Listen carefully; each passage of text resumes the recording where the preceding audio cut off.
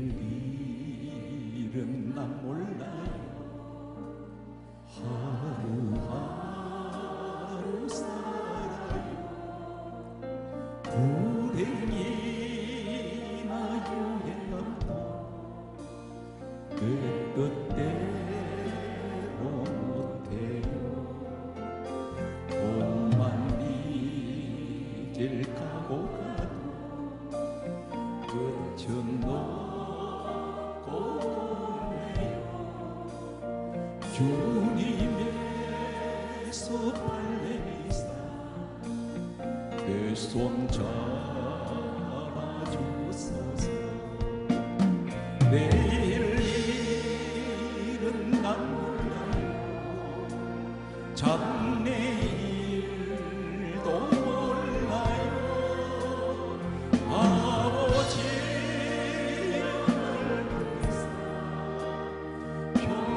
평탄한 길 주소서. 좋은 이 길 진리의 길 주님 가신 그의 길 힘이 들고 어려워도 찬송하며 갑니다. 성령이여 그 음성을 항상 들려주소서. 내 마음은 종의 손으로 놓지 않게 하소서. 내일은 난 몰라요.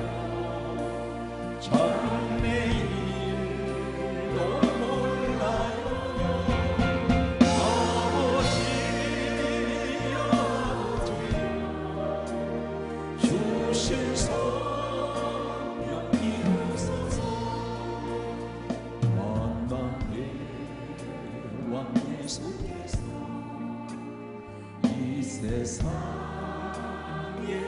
오셔서 온 백성을 구속하니 참 구주가 되시니 순교자의 복을 받아 나의 믿음 지키고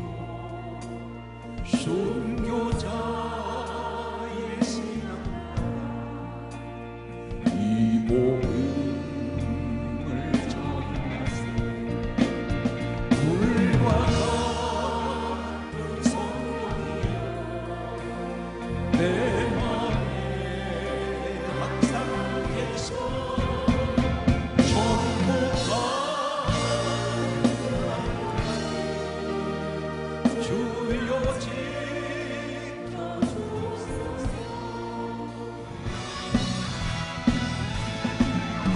예수님과 하시는 나의 능력 주 하나님 십만을 다하시고 물길 위를 나가시고 할 수 있다 하시고 할 수 있다 하시고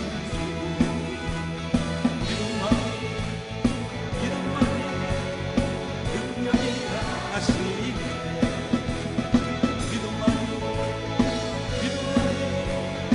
능력이라 하시니 할 수 있다 하시니 나의 능력 주 하나님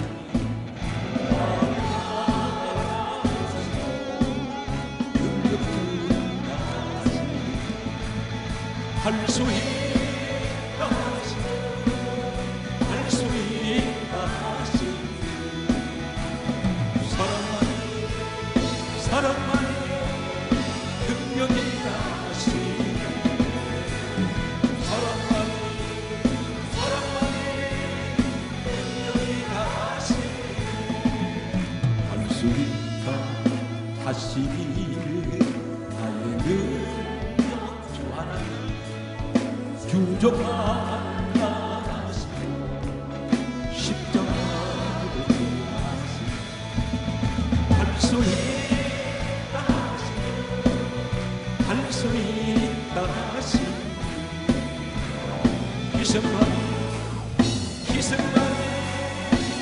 능력이라 하시네. 무슨만이 기세 능력이라 하시네.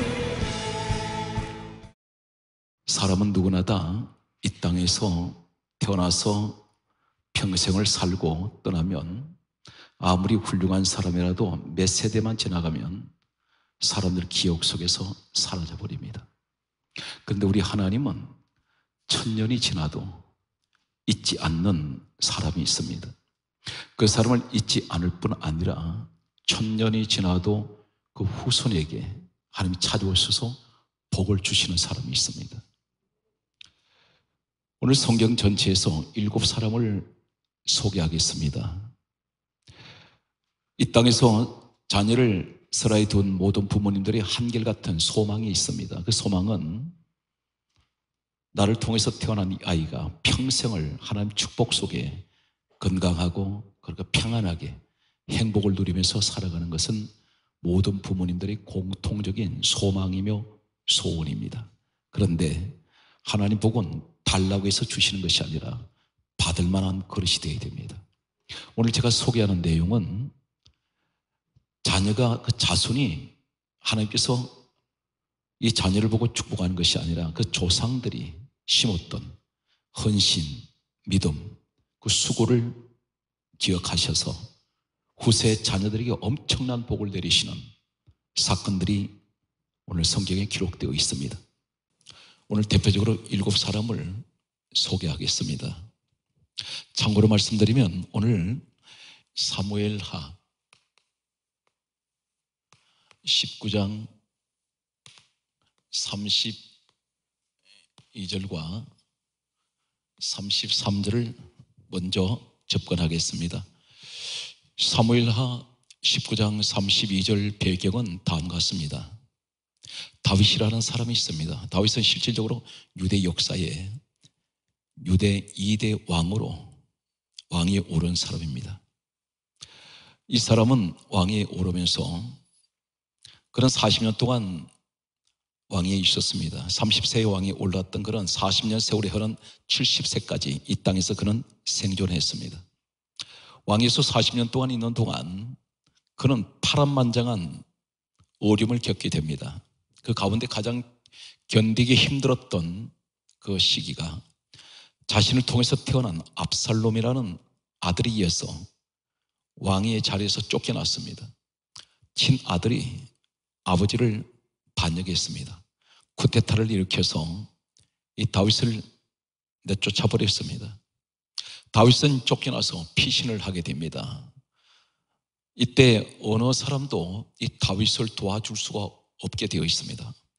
왜 그러냐면 노인 이 다윗을 청년 압살롬이 다윗의 왕의 자리를 빼앗았던 그는 수많은 사람들이 이 다윗을 따르지 아니하고 청년 압살롬, 이제 왕의 자리에 앉아있는 이 사람을 따르게 되었습니다.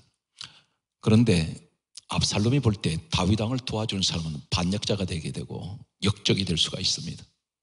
그런 처참하게 그 가족들이 몰살당할 수가 있습니다. 그런데 한 사람이 있었습니다. 오늘 본문에 소개되는 사무엘하 19장 32절을 보게 되면 바르실레라는 사람이 있었습니다. 이 바르실레는 많은 재물을 가지고 있던 사람이었습니다. 성경은 사무엘하 19장 32절에 보게 되면 이 바르실레가 다윗을 공궤하였더라 이렇게 기록되어 있습니다. 공궤란 말을 쓰고 있습니다. 이 공궤란 말은 어떤 의미를 가지고 있느냐면 공궤란 말은 전심전력을 다하여 자신이 가지고 있는 모든 정성으로 섬긴 것을 말합니다. 가장 어려움을 맞았던 위기를 만난 이 다윗을 위해서 바르실레는 목숨을 걸고 이 사람은 다윗을 도와주었습니다. 다윗을 보살펴 주었습니다. 어느 날 다윗 왕의 자리를 빼앗았던 압살롬이 노새를 타고 상수리나무 아래를 지나가다가 상수리나무에 이 압살롬이 머리가 걸려서 그는 죽게 됩니다.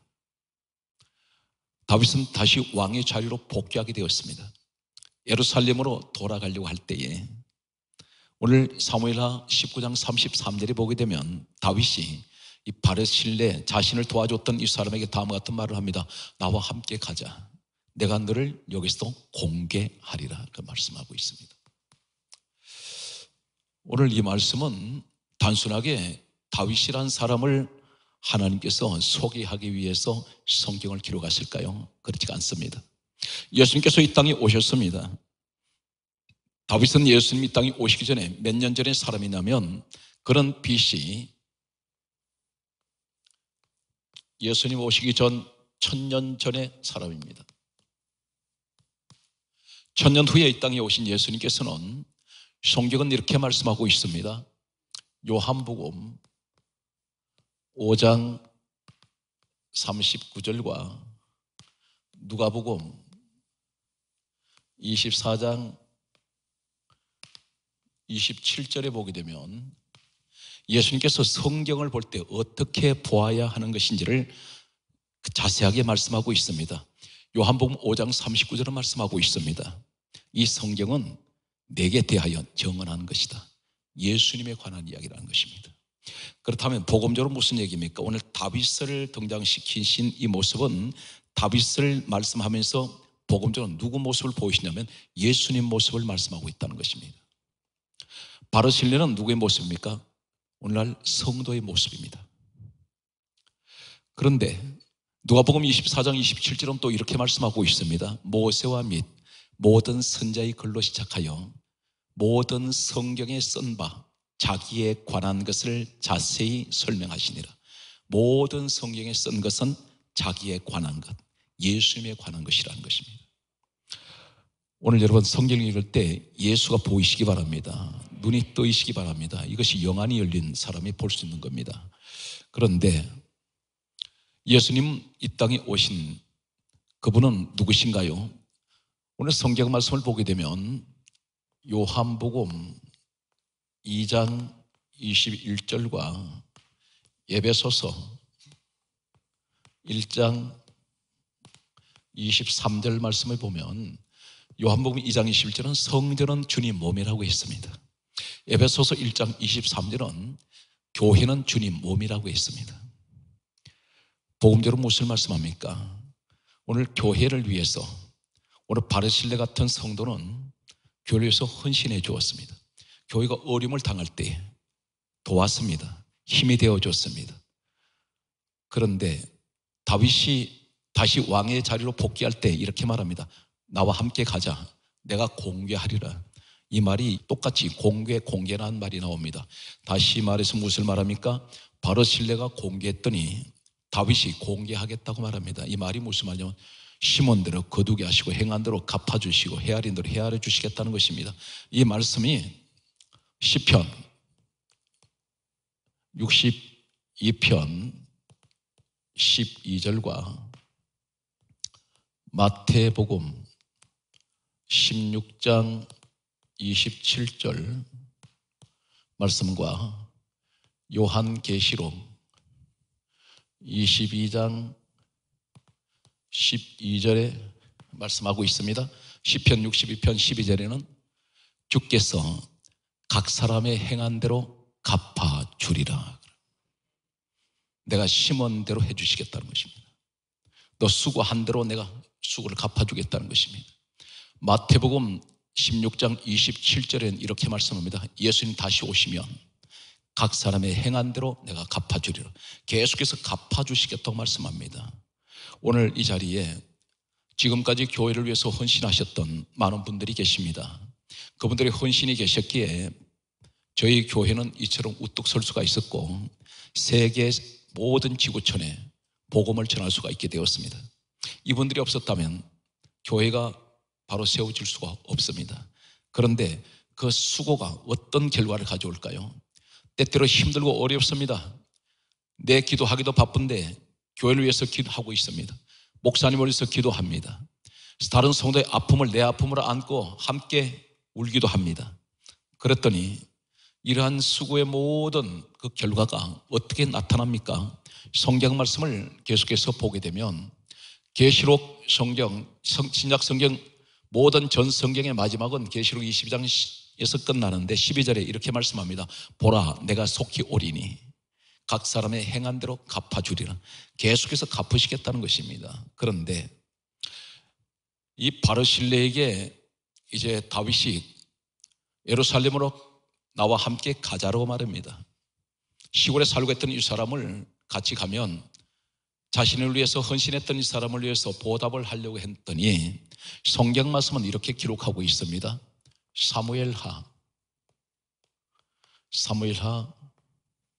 19장 37절 말씀을 보면은 바르실레가 하는 말이 이렇게 말합니다. 나는 나이가 80입니다. 나이가 많아서 저는 먼 여행길을 갈 수가 없고 대신 한 사람을 천거를 하는데 그 천간 인물이 누구냐면 김함이라는 바로 이 바르실레의 아들을 데리고 가달라고 부탁합니다. 김함. 이때가 다윗 시대 예수님 오시기 전에 1000년 전입니다. 그런데 이 김함은 다윗을 따라서 이제 예루살렘으로 갔습니다. 그런데 이때로부터 BC 586년경 그때 기록된 예레미야서 41장 17절에 보면 다음 같은 말씀이 나옵니다. 베들레헴 근처에 게롯 김함이라는 곳이 있습니다. 이 베들레헴 근처라고 되어 있습니다. 근처에 게롯 김함, 이 게롯 김함이라는 곳이 성경에 기록됩니다. 그런데 이곳이 어디일까요? 고대 문서를 보면 유대 역사에 이렇게 되어 있습니다. 베들레헴 지역으로 이게 사막지대인데 그 사막으로 여행하는 사람들은 날이 저물고 지쳐 있을 때에 쉬어가는 곳이 있었는데 베들레헴 근처에 있는 여관이 하나 있습니다. 이 여관 이름이 게롯 김함입니다. 역사는 그렇게 기록되어 있습니다. 김함이라는 이름을 쓰고 있습니다. 오늘 이 사람 이름을 사용하고 있습니다. 천년경에 오늘 일어났던 일이 시간이 흘러서 약 400년 가까이 시간이 흘렀는데 여관이 세워져 있습니다. 학자들은 이렇게 말합니다. 다윗을 따라갔던 김함 이 사람은 베들레헴 근처에 여관을 세우게 되었는데 400년 시대가 세월이 흐르는 동안 이 집안은 대대로 이곳에서 여관을 했던 것으로 그렇게 학자들은 전하고 있습니다. 그런데 이로부터 다시 다윗 때로부터 계산한다면 약 1000년이 흘렀고 여기 예레미야 41장 17절 586년경이 기록된 이 사건으로부터 시작된다면 약 586년 후에 누가복음 2장 7절에 보면 예수님이 이 땅에 오십니다. 이 땅에 오셨을 때 동정녀 처녀 몸에 성령으로 잉태하신 우리 예수님이 처녀 마리아가 몸에 만삭이 되었습니다. 베들레헴으로 오셨습니다. 그런데 우리는 생각할 때 가축우리에 예수님이 태어나셨는데 우리는 그렇게만 생각합니다. 그런데 하나님은 본래 어디서 우리 예수님이 태어나시기를 계획하셨느냐면 누가복음 2장 7절에 이렇게 기록되어 있습니다. 베들레헴에 있는 여관을 찾아가셨습니다. 여관에 가셨는데 누가복음 2장 7절에 여관에 있을 곳이 없음이라. 거기 들어갈 곳이 없었습니다. 그 당시 왜 그랬냐면 호적을 하러 각 고향으로 몰려든 사람들이 있었습니다. 그런데 여관에 사람들이 가득 차 있습니다. 예수님 그 집 앞에까지 오셨는데 못 들어가십니다. 이 집이 누구 집인가요? 바로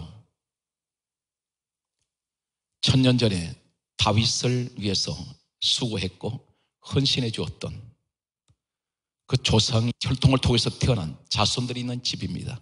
바로 김함의 자손입니다. 그런데 하나님은 천년 전에 다윗을 위해서 수고해 줬던 이 사람들을 잊지 아니하시고, 하나님께서 그분이 누구신가요? 우리 예수님, 이 땅에 오신 예수님은 빌립보서 2장 6절에 근본 하나님 본체가 되십니다. 우리 예수님이, 그분이 창조주 하나님이세요. 천지를 창조하신 분입니다. 하나님이 천년 후에 바르실레 이 사람 자손의 집에 찾아가셨는데, 바르실레의 이 자손은 예수님을 만나지 못했습니다. 왜 그렇습니까? 이 자손은 돈 벌기에 바빠서 세상 일에 바빴습니다. 오늘 이 자리에는 교회에 참 헌신하시는 한 가정의 할아버지 할머니가 있습니다. 그리고 아버지 어머니가 있습니다. 많은 수고를 했습니다. 하나님 앞에 많은 헌신을 했습니다. 주의 몸된 교회에 낯설 것도 안 서고 주님 앞에 많은 금도 하셨고 시간도 드렸습니다. 피곤한 몸인데도 몸으로 봉사도 했습니다. 하나님 보실 때 그 자손을 축복을 하고 싶어 하십니다. 그런데 그 자손을 찾아가셨더니 마치 천년 후에 그 자손은 예수님 오신 것도 모릅니다. 돈 벌기에 바빴고 세상 일에 바빠서 주님을 맞이하지 않습니다. 이 사람은 평생 한 번 찾아올까 말까 한 기회를 놓쳐버렸습니다. 이 세상의 가장 큰 축복은 어떤 것일까요?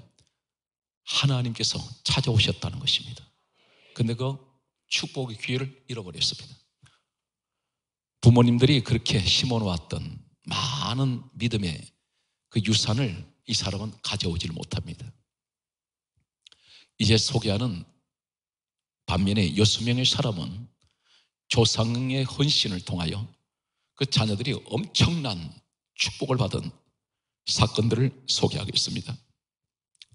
먼저 출애굽기 17장 12절과 그리고 또 말씀을 보면은 출애굽기 28장 1절과 누가복음 1장 5절 그리고 출애굽기 31장 2절과 3절을 소개합니다. 출애굽기 17장 12절에 보면 모세 시대 때에 모세가 기도를 하는데 팔이 너무 피곤해서 팔을 들고 기도하는 그는 팔이 내려왔습니다. 이때 옆에 있던 아론과 훌 두 사람 모세를 팔 붙들어 올려주었습니다. 해가 지도록 모세 팔은 내려오지 않았습니다. 이 사건이 있고 난 후에 아론 훌이 모세 팔을 붙들어 주었는데 출애굽기 28장 1절에 와서 무려 17장에서 일이 있고 28장 약 10장의 시간이 흘렀습니다. 여기 나타나는 모세의 모습은 복음적으로 보면 예수 그리스도의 모습을 보여주고 있습니다. 예수 그리스도의 모습은 곧 오늘날 성전은 주님의 몸이고 성전은 주님의 몸이며 교회는 주님의 몸입니다. 교회를 내가 힘이 되어줬고 버팀목이 되어줬고 교회가 힘들어할 때 내가 도왔습니다.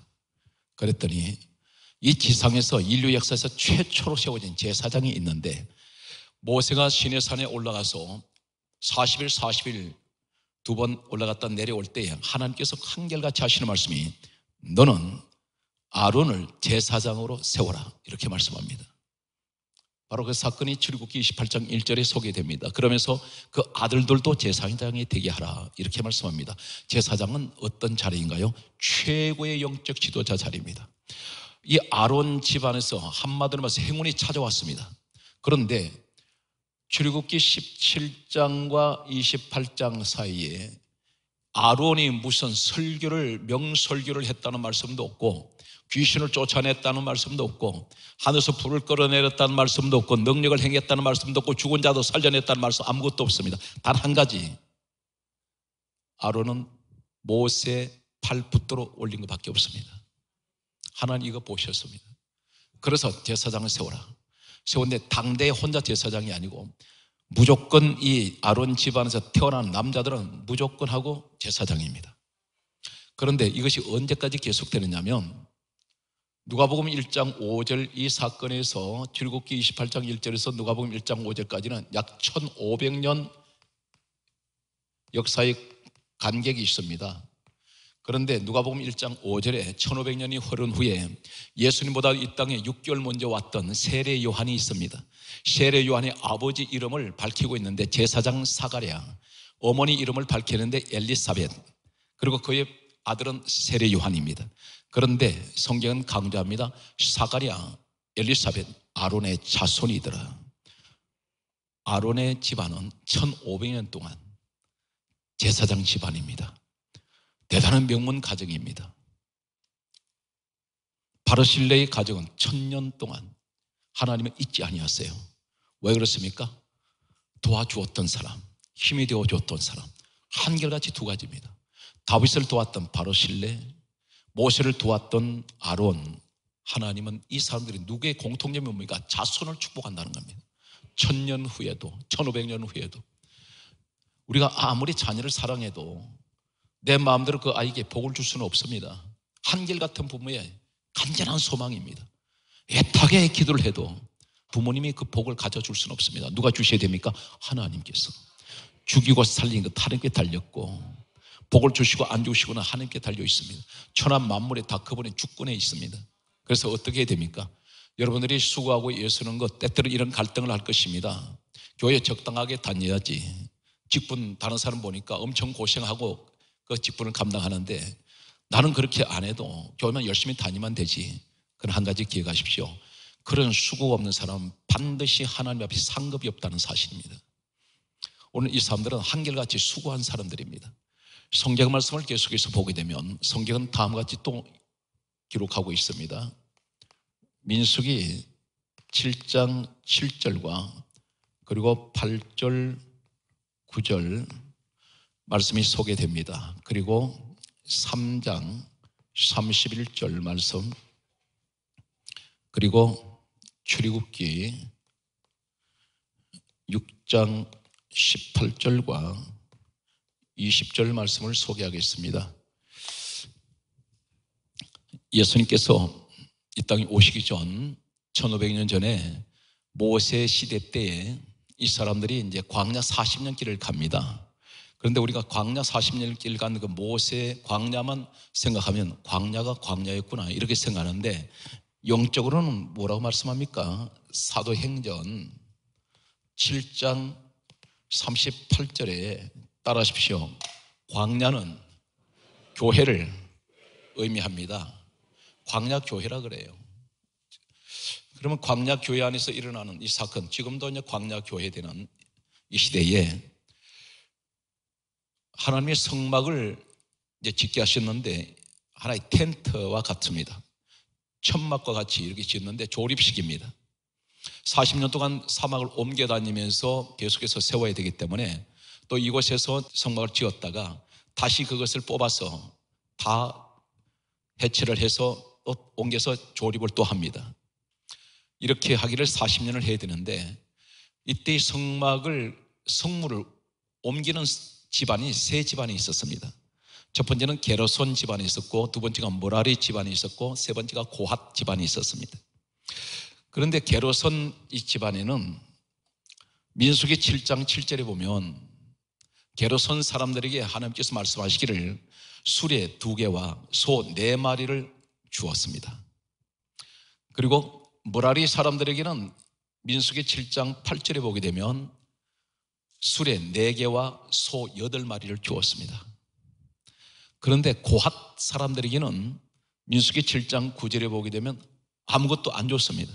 어깨에 메고 가라 이렇게 말씀합니다. 대단히 불공평합니다. 수레에 실는 이 게르손이나 므라리 사람들은 그 성막 가운데 성물이 어떤 것이냐면 대개가 천막, 그리고 짐승 가죽, 그리고 이제 말뚝, 그리고 그 천막을 묶는 줄이 있습니다. 대개가 그러한 것들이었습니다. 널판이 있습니다. 실어만 놓으면 소가 끌고 갑니다. 이 사람들은 그냥 소를 몰고 가기만 하면 됩니다. 그런데 고앗 사람들은 그렇지가 않습니다. 이 사람들은 어떤 것을 메고 가라고 하셨습니까? 민수기 3장 31절에 보게 되면 첫 번째가 정곡회, 이 정곡회라는 것이 있습니다. 정곡회가 어떤 것이냐면 십계명을 담은 법궤라고 말하기도 하고 정곡회, 언약궤라고 말하죠. 궤짝입니다. 이것은 조각목이라는 나무를 가지고 궤를 짰는데 상자를 만들어서 이곳에다가 황금을, 금을 안팎으로 입혔습니다. 대단히 무겁습니다. 그리고 그 위에는 거룩 천사가 날개를 펴고 있는 완전히 금 덩어리입니다. 이것은 네 사람이 최소한 메고 가야 합니다. 사막을 걸어갈 때 가도 끝없는 사막입니다. 사람들이 한 번도 지나가지 않는 그 사막을 걸어갈 때 발이 모래 속에 빠져들어갑니다. 땀이 비 오듯이 흐릅니다. 그런데 옆에 사람들은 수레만 끌고 가고 있습니다. 대단히 불공평한 것 같습니다. 똑같은 하나님 일을 하는데 또 전국의 다음에 어떤 것이 있습니까? 상이 있습니다. 이 상은 떡상입니다. 역시 조각목 나무에다가 황금을 입혔습니다. 그리고 또 등대가 있습니다. 이 등대는 살구나무 형상으로 7줄기가 올라와 있는데 완전히 황금 덩어리입니다. 한결같이 한 사람이 가져갈 수가 없습니다. 가장 무거웠던 것이 뭐냐면 단들이라고 되어 있습니다. 민수기 3장 31절에 보면 단들을 맺는데 이 단들이 바로 뭐냐면 노소로 된 제단입니다. 하나님 성막 가운데 가장 무겁고 큰 겁니다. 이걸 혼자서는 할 수가 없고 4명이 멜 수도 없습니다. 이걸 수리에 실으면 그냥 가면 되는데 왜 하필이면 가장 무거운 이런 것만 왜 메고 가게 할까요? 그리고 또 한 가지가 분향단이 있습니다. 향을 피워 올리는 제단이 있습니다. 역시 황금으로 만들었습니다. 오늘 이 말씀을 우리가 현대 우리에게 적용을 하면 어떻습니까? 교회 안에 어떤 사람은 대단히 편안하게 교회 생활을 하고 있습니다. 그런데 어떤 분은 직분을 2가지, 3가지씩 맡아서 다른 사람은 놀고 있는데 혼자서 비지땀을 흘리면서 교회에서 욕은 욕대로 다 얻어먹고 수고는 수고대로 하면서 봉사를 하고 있습니다. 많은 헌신을 합니다. 수고를 합니다. 그런데 강조합니다. 다른 사람은 같은 예수를 믿어도 집이 편안합니다. 별 걱정이 없어요. 그런데 같은 믿음 안에 있는데도 나는 고앗 같은 사람이야. 계속해서 고통스러운 무거운 짐을 지고 있습니다. 다른 사람은 짐을 진 것이 없습니다. 고앗 사람들만 잔뜩 지고 있습니다. 너무 힘들어서 견딜 수가 없습니다. 계속 쓰러질 것 같습니다. 왜 이렇게 하나님 나한테는 가혹한 이 고통의 짐을 지게 하십니까? 했더니 하나님 뜻이 계셨습니다. 출애굽기 6장 18절에 보면 이 고앗 사람이 누구냐면 그의 아들 가운데 장남으로 알려진 아므람이라는 아들이 있습니다. 이 아므람의 아들 가운데에서 출애굽기 6장 20절에 보았더니 바로 고앗의 손자가 누구냐면 모세가 손자입니다. 그리고 또 아론이 손자입니다. 2사람 다 누굽니까? 민족의 한 사람 지도자요. 이 아론은 제사장 집안입니다. 한마디로 말해서 손자 때에 와서 하나님의 축복을 하는데 민족의 지도자로 만듭니다. 할아버지의 그 수고는 놀라운 일을 가져옵니다. 놀라운 축복을 만들어냅니다. 오늘 여러분 수고는 반드시 이 자리에 언젠가는 또 손자 손녀를 두게 될 것입니다. 그때 이 손자 손녀가 축복을 받는 이유는 할아버지 할머니의 수고, 아버지와 어머니의 그 조상의 수고는 반드시 자손에게 하나님께서 축복을 한다는 사실입니다. 모세 팔을 붙들어 올렸던 훌이라는 사람이 있습니다. 훌은 출애굽기 31장 2절에 보게 되면 하나님께서 모세가 시내산에서 내려가려고 하실 때에 하나님께서 모세에게 다음 같은 말씀을 합니다. 너는 훌의 손자 부살렐을 지명하여 부르라 이렇게 말씀합니다. 하늘나라에서 부살렐이라는 사람을 기억을 합니다. 이 부살렐이 누구냐면 바로 모세 팔 붙들어 주었던 아론과 훌 두 사람 가운데 한 사람이었습니다. 전 성경에는 부살렐이라는 이름을 한 번밖에 기록하지 않습니다. 이 사람 모세 시대에 하나님의 성막일을 하게 했던 사람인데 바로 누구의 손자입니까? 훌이라는 사람 손자입니다. 모세 팔 붙들어 주었던 그 훌 손자가 바로 부살렐인데 하나님은 하늘나라에서 이 부살렐을 이름을 기억하고 계세요. 오늘 하나님께서는 이 사람 부르시더니 뭐라고 말씀합니까? 출애굽기 31장 3절에 말씀하시기를 이 부살렐을 부르시면서 다음 같은 축복을 합니다. 하나님이 영이 함께 하시고 다시 말해 성령이 함께 하시고 그리고 지혜를 주시고 총명을 주시고 지식을 주시고 여러 가지 재주를 주셨다 그래요. 이것이 여러 가지 은사야. 손자 때에 와서 하나님의 성령이 함께 하시고 이 손자가 지혜를 받고 총명을 주시며 지식을 주시고 여러 가지 재주를 주셨어요. 여러분 교회 일의 봉사는 결코 하나님께서 헛되지 않다는 것을 말씀합니다. 반드시 심은 대로 거둔다 있습니다. 행한 대로 갚아주시는 하나님. 내가 하나 심었으면 하나를 주시는 분이 아니세요. 여러분 곡식을 심을 때에 벼가 말입니다. 모내기 했을 때 벽시 하나를 심었더니 열매 맺는 것은 100개가 넘게 맺어요. 그래서 하나님께서 이렇게 말씀합니다. 30배, 60배, 100배 축복을 주신다 그랬습니다. 성경이 말씀하고 있습니다. 그래서 여러분들이 교회 일에 이렇게 헌신하시고 예배를 열심히 드리면서 때로는 내가 쓸 것도 쓰지 않고 하나님 앞에 온전한 11조를 드리며 감사의 예물을 드립니다. 그런데 그 결과는 어떻게 됩니까? 첫째는 하나님의 영광을 받으시고 그리고 두 번째는 자손에게 복을 내리신다는 것입니다. 오늘 이러한 축복이 성경의 말씀 속에 숨겨져 있습니다. 오늘 성경 말씀을 계속 찾아가 보겠습니다. 열왕기하 4장 8절에 보게 되면 4장 8절과 32절과 34절을 소개하겠습니다. 열왕기하 4장 8절에 보면 한 귀한 여인이 소개되고 있습니다. 성경은 얼마나 하나님께서 이 여인을 사랑하셨는지 귀 부인으로 알려져 있습니다. 이름을 밝히지 않습니다. 수넴에 살고 있는 여인입니다. 그런데 이 여인은 자녀가 없습니다. 부부가 나이가 많아서 자녀를 두지 못했습니다. 그런데 많은 재물을 가지고 있습니다. 성경은 다음 같은 말씀을 하고 있습니다. 엘리사가 그곳을 지날 때마다 이 수넴 여인이 간권하여 엘리사를 자신의 집으로 초청해서 음식으로 대접하였더라 이렇게 말씀합니다. 다시 말해서 물질로 봉사를 했습니다. 했더니 하나님께서 이 가정에 아들을 주셨습니다. 그런데 어느 날 이 아들이 죽었습니다. 죽었을 때에 성경 말씀을 보게 되면 열왕기하 4장 32절 말씀을 보면은 이 여인이 이상한 행동을 합니다.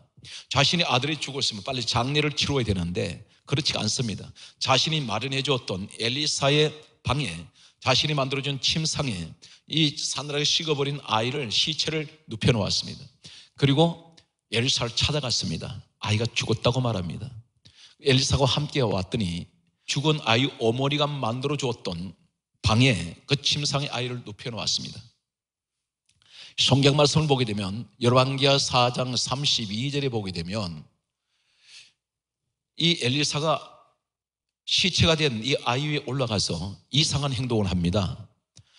죽은 아이 가슴에 자신의 엘리사의 가슴을 같이 갖다 댑니다. 엎드렸습니다. 마주보고 엎드렸습니다. 그리고 입을 죽은 아이 입에, 눈을 죽은 아이 눈에, 손을 죽은 아이 손에 갖다 포개했습니다. 그리고 또 띄었다가 다시 그렇게 했습니다. 그런데 아이가 살아났습니다. 상징적인 의미가 어떤 것일까요? 죽은 아이는 믿음이 없습니다. 아무것도 모릅니다. 엘리사가 누군지도 모릅니다. 그런데 왜 하필이면 이 죽은 아이 어머니가 만들어낸 침상에 눕혀놨을까요? 그 침상은 헌신이 있는 곳입니다. 이 여인의 정성이 있는 곳입니다. 엘리사의 모습은 바로 복음적으로 누구의 모습입니까? 예수님의 모습을 보여주고 있습니다. 그때 엘리사가 올라가서 죽은 아이 시체에다가 입을 맞추고 눈을 맞추고 손을 맞추는 것은 가슴과 가슴을 맞닿는 것은 무엇을 의미하냐면 너 죽고 나니 너 어머니는 나의 입이 되어줬고 너 어머니는 나의 눈이 되어줬으며 내 입과 똑같이 내 눈과 똑같이 내 손으로 하는 것과 똑같이 내 마음과 똑같은 마음을 가지고 있었다는 것입니다. 이것이 합한 마음이에요. 오늘 누구 때문에 살았습니까? 바로 그 어머니의 믿음은, 어머니의 헌신은 아이를, 자식을 살려냅니다. 우리 성도들 가운데 그런 분들이 계십니다. 부모님의 그 헌신과 수고를 하나님 반드시 기억하시고 자손에게 축복을 하신다는 사실입니다. 성경 말씀은 계속해서 역대상 4장 9절에서 10절에 보면 유럽에 가면 구라파에서 가장 성경 전체에서 좋아하는 성구가 무엇입니까? 이렇게 물으면 대개의 그리스도인들은 이렇게 말합니다. 역대상 4장 9절에서 10절에 야베스의 기도를 좋아합니다. 야베스의 기도는 5가지가 있죠. 그 어머니가 이름을 야베스라 하였으니 이는 내가 수고로이 낳았다 함이었더라. 야베스의 뜻이 어떤 뜻인지 아십니까? 어머니의 수고예요. 어머니의 수고로 낳은 이 아들을 가리켜 그는 형제보다 존귀한 자라 그랬습니다. 모든 성도들, 믿음의 형제들 가운데 가장 존귀한 사람이 있어요. 그런데 이 야베스가 하나님께 기도를 했습니다. 야베스가 하나님께 아뢰어 가로되 내게 복의 복을 더하사, 여러분이 가지고 계신 개정 성경에는 내게 복을 주시려거든 이렇게 되어 있습니다. 그 표현 방법이 대단히 소극적입니다. 그런데 가장 원어에 가까운 번역은 내게 복의 복을 더해 주세요, 적극적인 표현을 사용합니다. 야베스가 5가지를 구합니다. 내게 복의 복을 더하사 나의 지경을 넓히시고 주의 손으로 나를 도우사 환난에서 벗어나 근심이 없게 하옵소서. 오늘 이 축복이, 오늘 이 가정에, 특별히 여러분 가정의 자녀들에게 이 복이 주어지기를 예수님으로 축원합니다. 이 복이 어디서 왔나요? 하나님이 그 구하는 것을 허락하셨더라 했습니다. 어머니의 수고 때문입니다. 결코 여러분의 봉사는 오늘 봉사로 끝나는 것이 아니라, 첫째는 강조합니다. 하나님께서 영광을 받으실 것이고, 두 번째는 내 가정, 내 자녀에게 큰 축복을 가져온다는 사실입니다. 말씀의 마지막 결론이 되겠습니다. 7번째 사람, 예수님 소개합니다. 예수님께서 이제 십자가를 지시고 골고다 언덕으로 이제 올라가십니다. 밤새도록 고문당하신 우리 주님은 머리에 가시채를 쓰셔서 피는 범벅이 되어서 머리부터 밑으로 탁 타고 흘러내려가지고 참 말라붙었습니다. 채찍으로 등을 때려서 등은 갈게 찢어져 버렸습니다.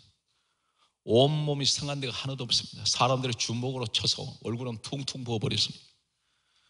침을 뱉었습니다. 옷을 발가벗겨 버렸습니다. 예수님 그 육중한 십자가를 지워서 끌고 가시는데 계속 쓰러지셨습니다.